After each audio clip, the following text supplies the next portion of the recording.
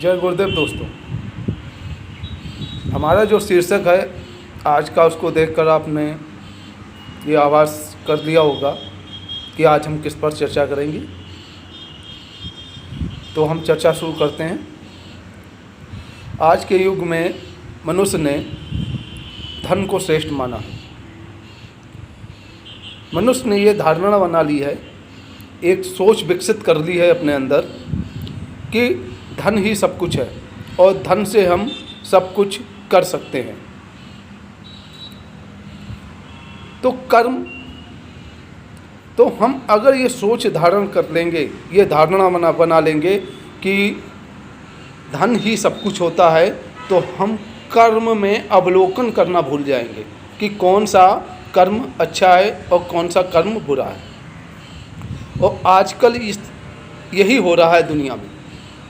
लोग धन के पीछे ये ऐसे दौड़ते हैं, वो ये भूल जाते हैं कि हमें कौन सा कर्म करना चाहिए और कौन सा कर्म नहीं करना चाहिए। क्योंकि हम जैसी सोच बनाएंगे हम वैसा ही कार्य करेंगे या वैसे ही हम बनेंगे। तो भगवान श्री कृष्ण ने भगवत गीता में कहा भी है कि कर्म करो, फल की इच्छा मत करो। उन्होंने ये कहा है कि कर्म करो। इन्होंने ये नहीं कहा कि अच्छे कर्म करो तो फल की इच्छा मत करो और बुरे कर्म करो तो फल की इच्छा मत करो। ये नहीं कहा उन्होंने कहा है कि कर्म करो। और कर्म अच्छा है या बुरा है, ये डिसीजन लेना आपका कार्य है। क्योंकि उस प्रभु ने वो चेतना आपके अंदर, एक चेतन शक्ति आपके अंदर दी है आपको, कि उससे आप ये डिसाइड कर सकें कि कौन सा कर्म अच्छा है और कौन सा कर्म बुरा।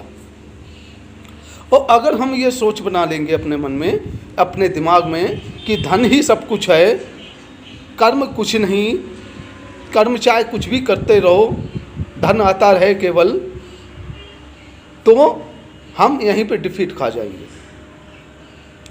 यानी दुखमय जीवन की शुरुआत हम कर देंगे। कई घटनाएं ऐसी होती हैं, पेपरों में भी पढ़ा होगा, हर एक में पढ़ा होगा, किसी ने चोरी की, 1 महीना नहीं पकड़ा गया, 2 महीने के बाद, 1 महीने के बाद पकड़ गया और उसे जेल हो गई।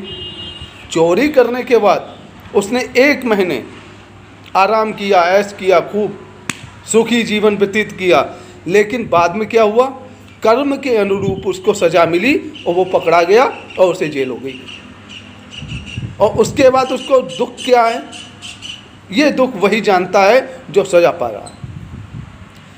तो अगर हम धन के पीछे भागेंगे, अकर्म करके धन कमाएंगे, तो बात सिर्फ ये होगी कि कुछ दिनों के लिए तो हम सुकून मिल जाएगा, लेकिन वो सुकून मेरा स्थायी नहीं होगा।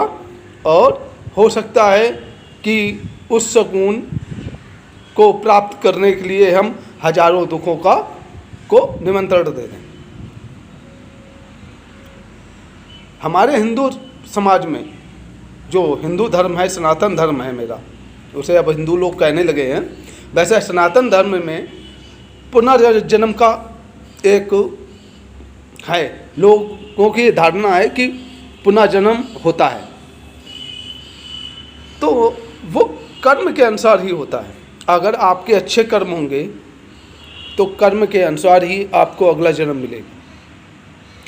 तो अच्छे कर्म हैं अगर आपकी और आपकी चेतना शुद्ध है, तो अगले जन्म में, इस जन्म के बाद जब नेक्स्ट जन्म आपको मिलेगा, तो वो आपको कैसा मिलेगा, एक धनधान्यपूर्ण परिवार में मिलेगा। तो हो सकता है कि वो लखपति परिवार हो सकता है कि वो करोड़पति हो। तो आपका को जन्म मिला कर्म के आधार पे, तो कर्म के आधार पे आप लखपति और करोड़पति हो गए। आपको कुछ नहीं करना पड़ा, आपको सिर्फ अच्छे कर्म करने पड़े। लोगों की सेवा करना, माता पिताओं की सेवा करना, अड़ोसियों पड़ोसियों की जो वृद्ध हैं उनकी सेवा करना, दान देना, बच्चों की मुफ्त शिक्षा की व्यवस्था करना, जो बच्चे आपके सामने आ जाएं, क्योंकि शिक्षा से बड़ा कोई भी दान नहीं होता। अगर एक बच्चे को आपने शिक्षित बना लिया अपने जीवन में, तो वो बहुत बड़ा महादान होता है। तो ऐसे जो आप कर्म करेंगे ना, भले ही आप जीवन भर धन ना कमाएं, क्योंकि इतना प्रभु देगा आपको कि आपका ये पेट भरण पोषण होता रहेगा। लेकिन नेक्स्ट जन्म में आपको क्या होगा? एक अच्छे परिवार में जन्म मिलेगा आपको, वो लखपति होगा, करोड़पति परिवार होगा, तो आप ऑटोमेटिक आप लखपति करोड़पति बन गए। क्योंकि बेटे की प्रॉपर्टी जो होती है वो सिंपल, सभी लोग जानते हैं, बेटा हकदार होता है। तो ये है, इस तरह से अगर देखा जाए तो मैं ये समझता हूँ कि कर्म ही श्रेष्ठ होता है। अगर हम धन के पीछे भागेंगे, आंख बंद करके भागेंगे, हम ये नहीं देखेंगे कि ये हम धन बुरे कर्म से कमा रहे हैं कि अच्छे कर्म से कमा रहे हैं, तो हम क्या करेंगे कि डिफीट खा जाएंगे, असफल हो जाएंगे, दुखों का पहाड़ हम पे टूट पड़ेगा और हम दुखी होंगे। फिर बाद में सोचते हैं ये। दूसरी बात मैं समाज में ये देखता हूँ, मैंने अपनी पूरी ज़िंदगी में ये चीज़ देखी है कि हम जैसा लोगों को संस्कार देंगे वैसा ही हमको मिलेगा। माता पिता अक्सर ये कहते हैं बेटा पैसा ही सब कुछ है। बच्चा छोटा होता है, 5 साल का 10 साल का होता है, माता पिताओं से ये भी सुनता है पैसा ही सब कुछ है, पैसा ही सब कुछ है। वो हमें लग रहा है कि मान लीजिए एक दिन में 5 बार वो सुनता है पैसा ही सब कुछ है। तो जब वो बड़ा होता है, पढ़ाई लिखाई करने के बाद पश्चात जब वो नौकरी पे जाता है, फिर उन्हीं माता पिताओं को वो वृद्धावस्था आश्रम में छोड़ देता है जाके। तब माता पिताओं को भी बुरा लगता है। तो हमने उनको, उस बच्चे को संस्कार कह दिए, उसमें बच्चे की कोई गलती नहीं है, क्योंकि बच्चों को जैसा आप संस्कार देंगे बच्चा वैसा ही बनेगा। क्योंकि आपने उसको ये शिक्षा दी कि बेटा धन ही सब कुछ है बेटा, तो उसके दिमाग में क्या है, 10 सालों से 15 सालों से क्या आपने बैठाल दिया दिमाग में कि धन ही सब कुछ है। तो बड़ा होकर वो क्या सोचेगा, धन ही सब कुछ है। माता पिता तो किनारे रखो, या रिश्तेदार किनारे रखो, बहन को किनारे रखो, धन ही सब कुछ है। तो उसमें उस बच्चे की गलती नहीं, बल्कि हमारी ही गलती है। समाज में के लोग भी यही कहते हैं, तो उस समाज की गलती है। फिर बाद में समाज भी ये कहता है देखो उस फलाने लड़के ने अपने माता पिता को छोड़ दिया। तो गलती किसकी? अपने गिरेबान में समाज भी झांक के देखे और माता पिता भी झांक के देखें कि हमने अपने बच्चों को संस्कार क्या दिए। क्योंकि जो आप संस्कार बच्चों को देंगे वैसा ही वो बनेंगे। उन्हें बताइए कि कर्म ही श्रेष्ठ है, अच्छे कर्म करोगे वही श्रेष्ठ है, वही मरने के पश्चात जाएंगे आपके साथ। ना कि धन जाएगा, ना दौलत जाएगी, ना जमीन ना जाएगी, ना जायदाद जाएगी। तो हम इस पृथ्वी को, इस भारतवर्ष को स्वर्ग बना सकते हैं, हम राम राज्य ला सकते हैं अगर हम इस तरह से अपने बच्चों को संस्कार देंगे। तो मुझे ये कल्पना हम लोगों को ये छोड़ देनी चाहिए कि इसको स्वर्ग बनाने की या राम राज्य लाने की।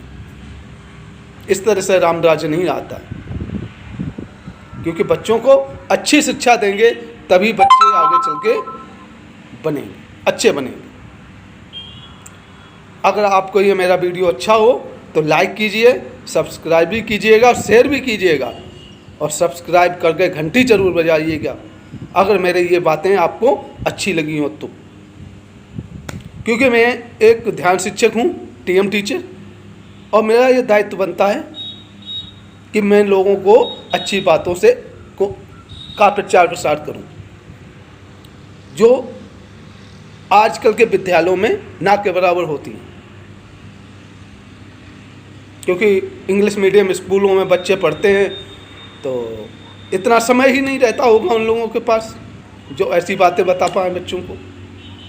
तो मैं आप लोगों से निवेदन भी करना चाहूँगा, सभी लोगों से, कि आप अपने बच्चों को जो संस्कार दें वो ऐसे दें कि बाद में आपको भी दुख ना उठाना पड़े, आपको भी शर्मिंदा ना होना पड़े। और समाज से मैं यह अपील करना चाहूँगा कि आप बच्चों को ये मत कहें कि ईमानदारी खराब चीज़ है, सत्य बोलना खराब चीज़ है, या और भी चीज़ें होती है हमने जो सुना है समाज से। क्योंकि समाज ने हमको मिसगाइड ही किया, और मैं ये समझता हूँ समाज और लोगों को भी मिसगाइड कर रहा होगा। तो इस चैनल को सब्सक्राइब कीजिए, घंटी बजाइए, और अगले वीडियो में पुनः आपसे मिलेंगे। तब तक के लिए जय गुरुदेव।